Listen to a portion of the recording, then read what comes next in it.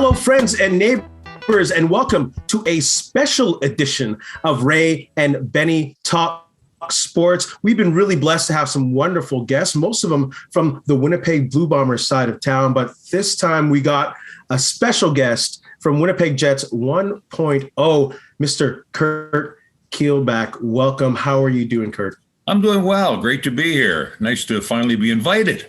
The action. Hey, you know what? Our fans have been asking for folks from Winnipeg Jets for 1.0, and you're one of those names that are at the top of the list. So we're absolutely blessed and thankful that you're here with us. Well, it's nice to be remembered. Thank you. Of course. So let's get started, Benny. Yeah. So let's start where you started off and how you got into broadcasting and how you ended up being the voice of the Winnipeg Jets. Well, it was something that was kind of in the blood, I guess. My dad was a broadcaster, and I used a little nepotism to get into the business to begin with. And he had me calling hockey as a kid, and he eventually calling baseball. And it went on to eventually being hired by the local station in the hometown of Yorkton, Saskatchewan. And I moved on from there. But really how I wound up being involved with the Winnipeg Jets is my dad used to work with, you remember Cactus Jack Wells, the legend? Yes. Cactus Jack Wells and my dad worked together. And I'd known Cactus from the time I was about 6 or 7 years old. I originally thought he was my uncle, apparently. And then eventually the time came and Friar Nicholson was looking for a partner in the broadcast booth. And Cactus happened to be around. He said, well, get Curt Keilback. He's in Yorkton. So that's what happened. I was invited. I tried out and somehow I slipped through. That's awesome that you slipped through, because it was fantastic listening to you as we grew up listening. I always used to go to sleep on the late games with the radio under my pillow and listen to those games falling asleep. Put you to sleep? Is that what you're telling me? No. The comforting voice, especially when we're playing like Vancouver out west when it was later on at night. Los Angeles Kings. Yeah. I had to hide the radio because my parents told me to go to sleep, right? So that was the best way to do it, under the pillow. Yeah. Those little transistor radios, you can't get them anymore. No, not at all. No, it's all online. It's all Wi-Fi. Yeah. So you've called some amazing games over the years. Are there any particular games that stick out for you that you called? Well, yeah, there were a few. I mean, everybody who was involved with the Jets or a fan of the Jets back in the day, I think one of the first things they recognize, or two things they would recognize, one would be the double overtime goal by Dave Ellett that convinced everybody that the Jets were finally going to beat Edmonton in the playoffs. Of course, that fell through. And the other was the Solani goals in that rookie season, including scoring a hat trick. And I see the ceremony right in behind you there, Ray. And I remember that well. You know, it was interesting because apparently Ty Domi had talked with Teemu before. And because we had asked him if he had anything planned, any special celebration for when he scored this goal. He said, yeah, Ty's been working with me with something. So we had no idea what to expect. He wouldn't tell. And then, of course, he came up with the shooting the Ducks, I guess it was. Amazing. How was it inside that arena when he scored that goal? Because I wasn't there, so. No, it was bedlam. It was absolutely crazy. The funniest part about it was he needed to score 7 goals in 2 games to do it at home. Yeah. I think that was the most incredible thing about it. He came home and scored 4 goals against Minnesota. And that got him up to goal number 51. And then I remember walking through the lobby prior to the game, the next game 2 nights later against Quebec, and talking to people. Every single person I talked to in that rink said they were there to see Teemu score a hat trick and break Boss's record. And he did it. He scored 15 seconds into the game, and then again later. And, of course, the big goal that and the place went crazy. I mean, I don't know of any other time when you would half expect a guy to score 7 goals in 2 games, but he did it. Yeah, not anymore anyways. No. And then and then he scored 2 more the next night in a game in Edmonton. So there was 9 goals in 3 games. And sure enough, the next game was in Vancouver, or was in Toronto on a Saturday night, hockey night in Canada. So it was crazy that whole week. Amazing. Yeah, that whole moment captured the city and everyone was behind it. It was a crazy time to watch that and see Solani do that for the Jets, because we weren't used to. I mean, we had Howard Chuck, of course, and he was prolific in scoring and that, but then the goals by Solani, it was like, wow, watching all that. So, you talk about Dale Howard-Chuck too. And I remember they played, I guess it was his second game and it was at home against the New York Rangers. He had 2 goals and 2 assists. He was 18 years old. At that point, Winnipeg knew that there was a keeper in town and going to be a great hockey player for a long, long time. Yeah. So what was it like calling your first Jets game, or, your first game as a color commentator for the Jets? Well, it was interesting because I had never seen an NHL game prior to the first game I did. Oh, really? So Wow. I'd seen some of these people playing in the Western Junior League because I'd worked with Regina Pats for a while, and they had a very successful franchise. So I had seen some of these people play, like Clark Gillies and a few of the other ones. So I was familiar with them, and I tended the first year of doing color, the first few games, to talk a little bit about them because I knew a little bit about them. But then, of course, time went on, and you picked a few things up. And I had a great mentor. I worked with Ken Fryer Nicholson, and he was he was funny, he was belligerent, but he was a very good friend. And belligerent but tolerant, if you can understand that, because he put up with some of the faux pas that I pulled, and we I think we made a pretty good team. I really enjoyed working with Fryer.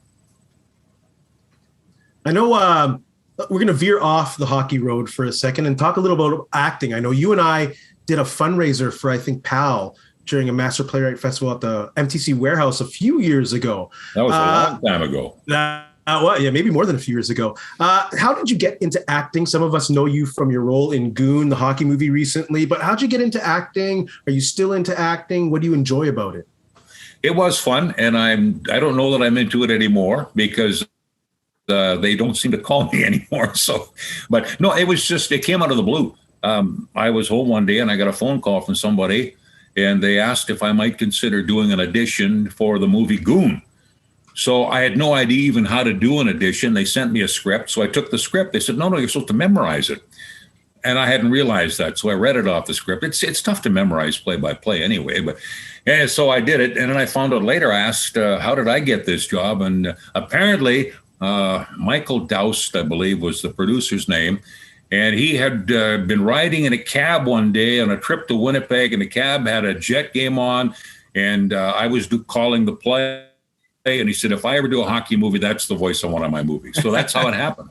Amazing. That's awesome. I didn't expect it, but it was a lot of fun. And it was, I really appreciated being called back for Goon 2. It kind of told me that, okay, I must have done all right in the first one, and did a few more in the interim, but the phone's been pretty quiet lately. That's the way the acting thing goes. Hot, hot, cold, cold. So it cycles.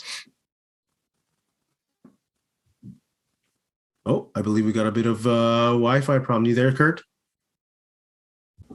We are back. A little bit of technical difficulties. Just when we were interrupted by the internet, you were talking about Goon and Goon 2 and being heard on radio. If I can transition that, sorry, Benny, into what it was like calling a couple games for recently retired or legend in Buffalo, Rick Jeanneret. And how was that like from your perspective, calling it for a different team and being a replacement for such a legend?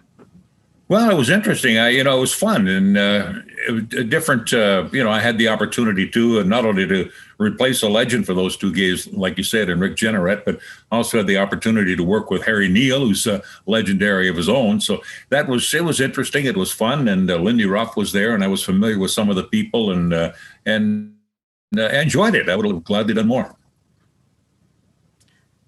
So going back to the Jets here, obviously you were still the voice of the Jets when, the Jets ended up leaving. We all had the Save the Jets rallies and all that stuff.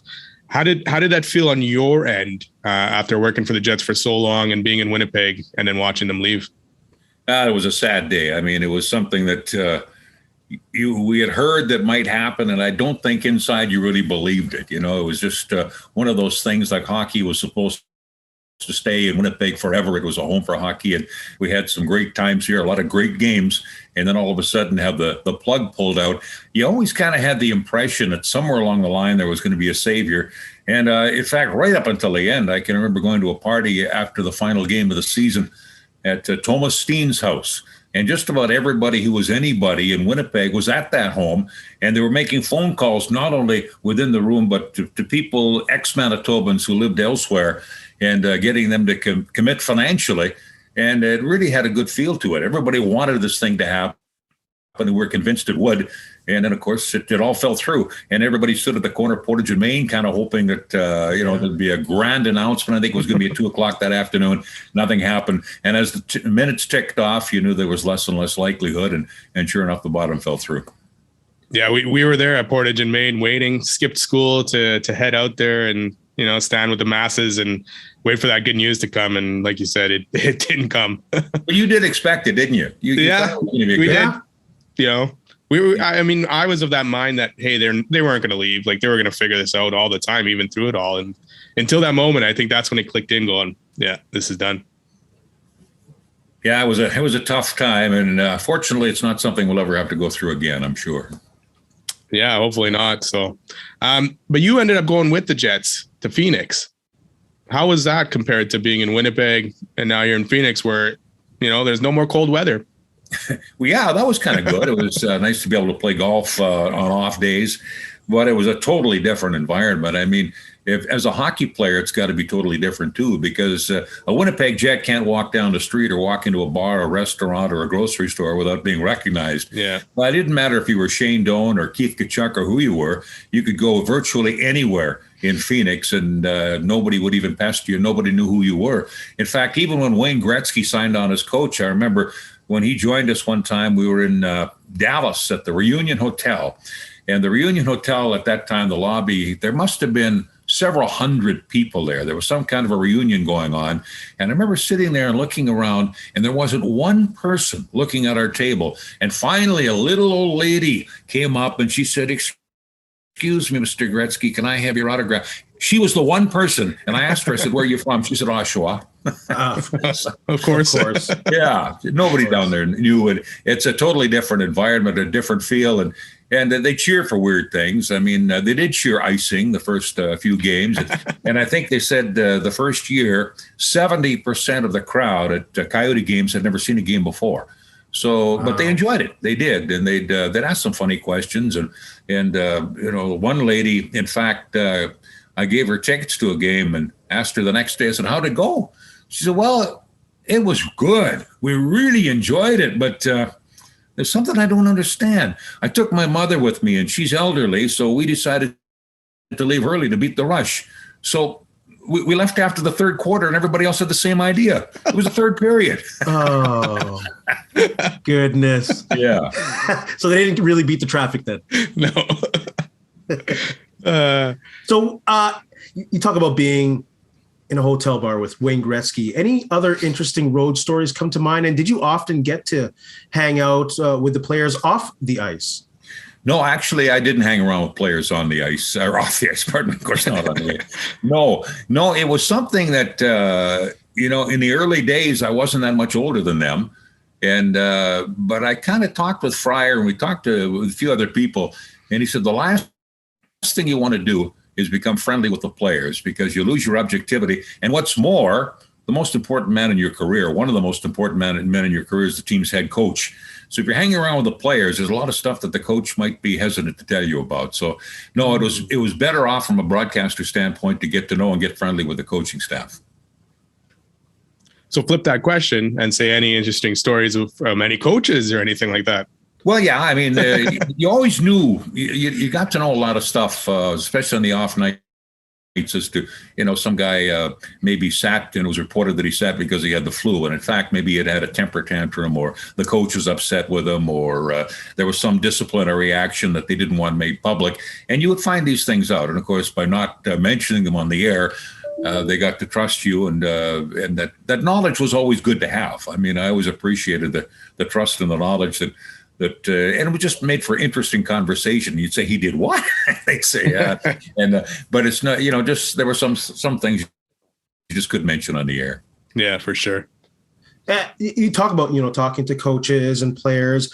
Were there any coaches or players, not necessarily reflecting on their personality, that you maybe dreaded interviewing, or you knew it would be a hard interview? And on the flip side, was there any players or coaches that you loved to interview and couldn't wait to talk to after a game? Well, yeah, some of them, some of both. Tom McVie was tough that first year.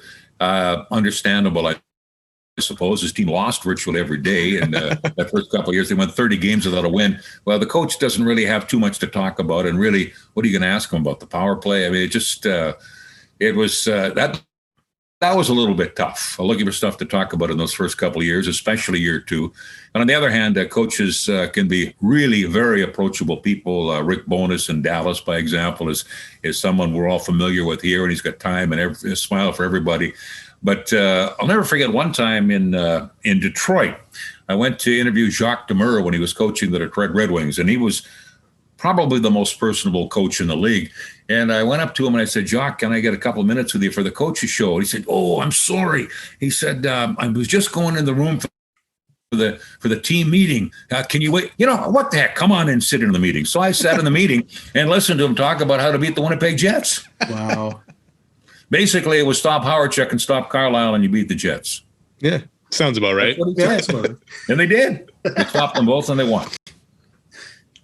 We talked about that, the Dave Allard goal and how everyone thought that team was going to make it far.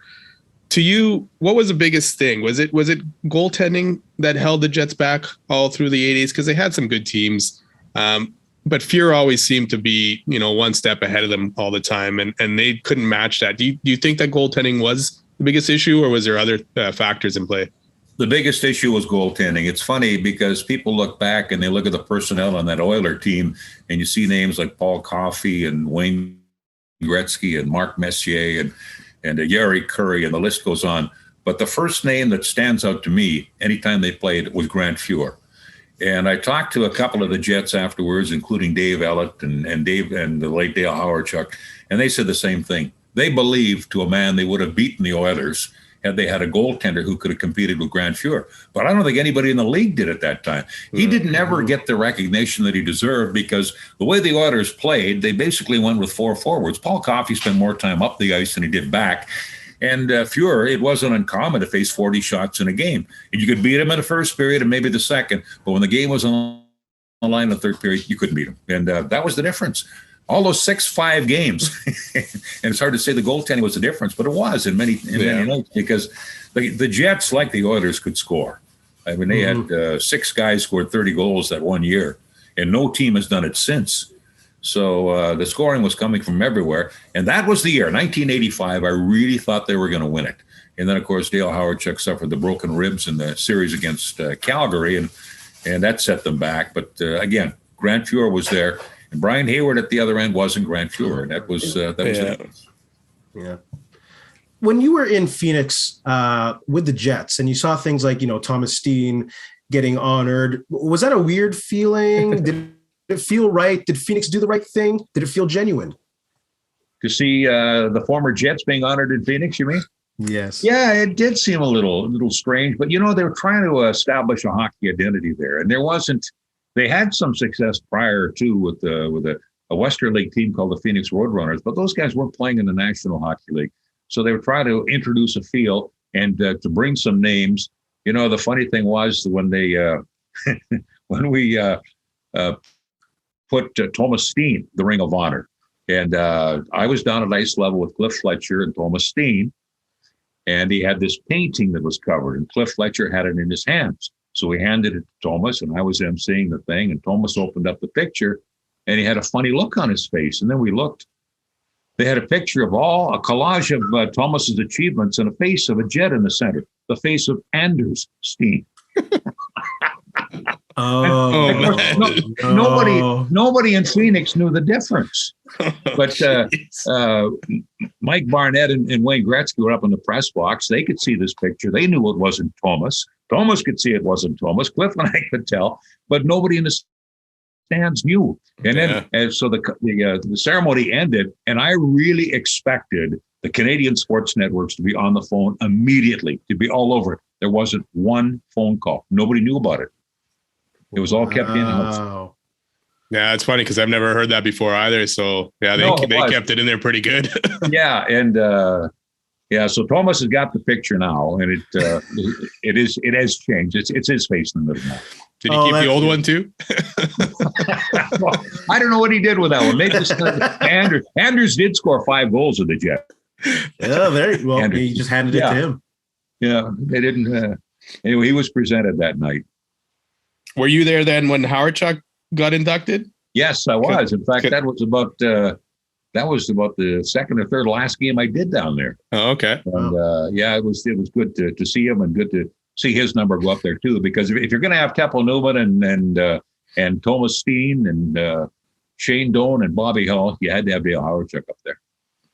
Yeah, to me, watching that one kind of felt a little bit awkward because Howardchuk was talking about stuff with Winnipeg, the Jets, and stuff we could relate to, but the fans really couldn't relate to there at all. So yeah, it was just I don't know if it was the right thing to do, but like I say, they were trying to build a tradition when they didn't have one. Yeah, this was a way to do it. I always wondered if Winnipeg people were resentful of that, and I suspect some were. I am. Yeah. I'm sorry to be honest, but I was. Oh, no, I understand it totally. I felt a little weird about it, but it was my job, so I did it. Yeah, it took us a while. I don't even think I'm still over losing the Jets back in 96. Especially to a place now that's going to play in a rink next year that's going to have fewer than 5,000 seats. Yeah, exactly. That I can't believe that's ridiculous. Yeah. Do you think that will ever be a successful market in the NHL? Well, I'm convinced now it's not going to be. I did it one time. I thought it was going to be when I was down there. They made a lot of bad mistakes. Initially, they had some pretty good ideas and they had some pretty good people, but the regime changes changed some of the personnel, and they brought in people who were incompetent, and things got deteriorated. The sponsors pulled out. The fans began to lose their interest, and of course, on ice, the success wasn't available, except for I think with the exception of one season. So, and now the idea that they're going to go to a building that has less than 5,000 people, and as I understand it, Tempe City Council still hasn't approved that they'll even accept the Coyotes there. So the Coyotes may wind up in Houston next year. That might be for the best. Yeah, moving permanently. Yeah, and that's the thing. As Winnipeg frustrates us watching that. How they can play in a 5,000 capacity rink. Meanwhile, here, there were so many rules. Hey, you can't have more than one owner. You can't have this, and it just went down the list, right? So, how did you feel when the Jets ended up coming back in 2011? Oh, good. Everybody felt good about it. It was something that was supposed to happen. It was in the stars, I guess, and it was only proper that Winnipeg would be back in the NHL. So, like everyone else, it was a day to celebrate. Yeah. And sorry to go back to Phoenix, but I was just wondering, does it come down to an ownership group, or does it come down to the commissioner trying to really shoehorn a team in a market that doesn't work? Well, it's just that they don't stay consistent with anything. They've changed ownership several times, and everyone's bailed basically the first opportunity they've had. And, there was talk that maybe they built the arena in the wrong part of town. I never really bought into that. I think I was the exception because it was a situation where it's Phoenix. It's not difficult to drive on a winter evening in Phoenix an extra 15, 20 minutes to get to the rink if you really want to go there. And on top of that, of course, you don't necessarily have to buy the ticket before every game. Yeah, I mean, if you want to only see the two games the Detroit Red Wings are in town, you can buy those tickets in October and you've got no problem. So, but now they're being kicked out of the Glendale rink and they're going to this, supposedly this one in Tempe. For the first few years when they were there, was it full capacity? I can't really remember. No, there were games. There was a couple of seasons when it was really starting to build. And I remember the playoff intensity was even there in the first year when they made the playoffs against Anaheim. And it built as the series went on, and they did have a later success. But and any time the Detroit Red Wings came to town, the building was sold out. But it was all people cheering for Detroit. It was just like in the early days of the Winnipeg Jets when people would come here to cheer for the Montreal Canadiens. And but they didn't care as long as they filled the building. And some buildings, it was a team from Canada. Sometimes the attendance would be lower because people in different parts of the states don't identify with Ottawa, by example. They might identify with the Boston or New York. Mm-hmm. And so there were some games that were much more difficult to sell than others, but it was always a tough sell there. I mean, it was never easy unless it was the Detroit Red Wings coming to town. For the last season here for the Jets, you were not doing the play-by-play on the radio, right? You were doing television, or? Yes. For was that for CKND or is that CBC stuff or? No, that was on CKND. Yeah, okay. We did. I think it was about 16 games a year. We didn't actually do that many. Yeah. And of course, it was different then. Telecasts were less common. There were a lot of games, in fact, that weren't even on television in those days, strictly on radio. But that's picked up, and it's a good thing because television does actually lure people to the rink. It doesn't keep people away, as some people have had that impression. Mm-hmm. Can you compare the environments between the old barn behind Benny there and the new one in downtown Winnipeg? I haven't been to the new building often enough to give you an honest answer on that. I haven't gone to many games, but I think the atmosphere is good. But I'm a little nostalgic in that way. I remember the old Winnipeg Arena when it got going, and I remember the whiteouts in particular, and how much fun it was to be there. And the building just seemed to come alive. It was more, I don't know, it was kind of intimate, even though it was a different shape. It just there was some almost a family feel to it in a way, and maybe a little less corporate and more blue collar fan. That might be what it was. And I really enjoyed going there every night and calling those games. And the atmosphere in the building, I realized it was an antiquated building and it had to go, but it was fun. And I was a little biased too, because I felt my location at the Winnipeg Arena was probably the best location that anybody had anywhere in the National Hockey League. It was perfect. And I didn't really want to give that up. Yeah, I agree with you. When I think back of the old arena and the new one's very clean. Lack of a better terms, it's not a sticky floor. You don't feel congested as much. You don't feel close to everybody. There's just a different feel to it. Yeah, there was always a good feel to it, and and of course there's the old picture of the Queen. Yeah, I wish I could bring. Where is she? Is she hanging in someone's house somewhere? I don't know. I heard she was in a warehouse somewhere, but I'm not sure. I think, wasn't there a place last summer that actually brought the picture up? Yeah. Put it by the bar. Yes. The first year the Jets made the playoffs here since they came back, I think it was called the Pint. It was a pub, and they had it outside the building or whatever, hung up there. So yeah, it was a good idea. Good promotion. Yeah. Yeah. We should bring her out every playoffs. And why not? Yeah. Bring out Lizzie. So Curt, what are you up to now? Well, I'm just trying to hone my golf swing. Yes. I'm waiting for the snow to go. Hit some golf balls again. Looking forward to that. I've written a book. Oh, really? And it should be coming out in the summer. So nice. Right on. See how that goes. And so that's been occupying my time this winter. Oh, good. I look forward to reading that. I just finished the Broken Ribs and Popcorn book. Now it's pretty interesting to me. So yeah, look forward to reading yours. Yeah, it was good. Yeah, I just hit the golf range this week already. I couldn't wait. April 1st, I was there. I was there. I couldn't wait, Curt. And the worst thing is the Masters is coming up. And every time I watch the Masters, I begin to drool a little bit. Yeah. Yes. And it doesn't help when we have all that snow. That's going to take forever to melt. Like, I don't know when golf season's coming. We'll see. Yeah, go ahead, Vinny. Sorry. Oh, no, I got enough. I wasn't going to say Yeah. So thank you again for joining us. It's been an absolute pleasure reminiscing about the Jets and your memories as a play-by-play, one of the best play-by-play people in the NHL. But we have this thing, hot topics, hot shots, where we're going to ask you 5 quick questions. And the first answer that comes to mind, please share it with us. Don't worry. It's all clean, all good, family entertainment. We're not going to take you anywhere bad. So all right. Trust us. Do it. Yeah. Take it away, Benny. What do you got? Let's start here. Favorite rink to call games besides Winnipeg, of course. Montreal Forum. Oh, yeah. Nice. Next one, brother. Oh, sorry. I thought you were going with one. It's all you. Favorite city on a road trip? Not necessarily to call games, a favorite place to go. Well, I think of 2. I think of Vancouver and I think of Nashville. And both of them are a lot of fun. Nashville would have been pretty interesting to go watch some games in. Most interesting jet while you were here?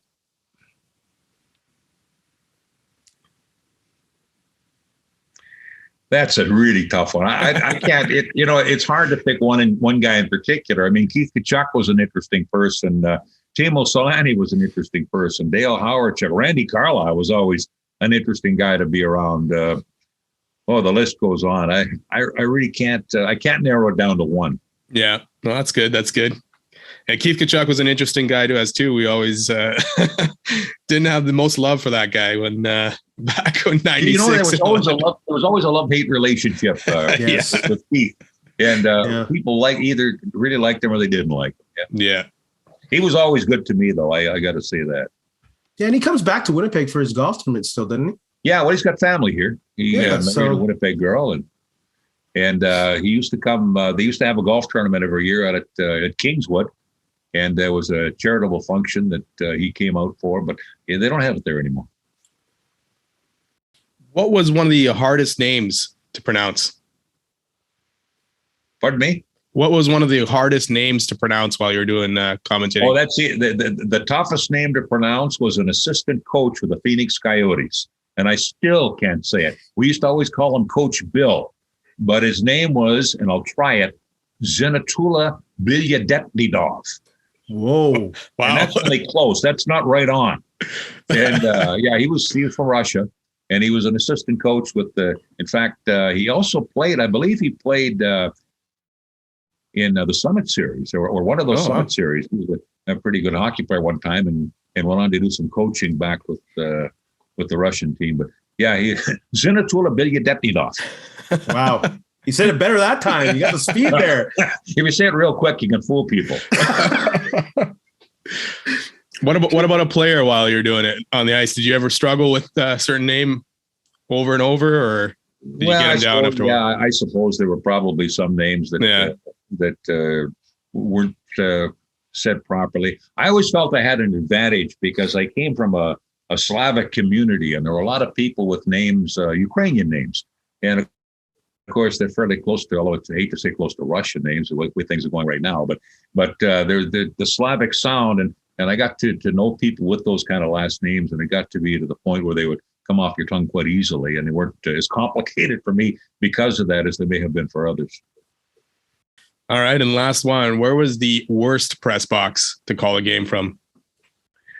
The worst press box to call New Jersey.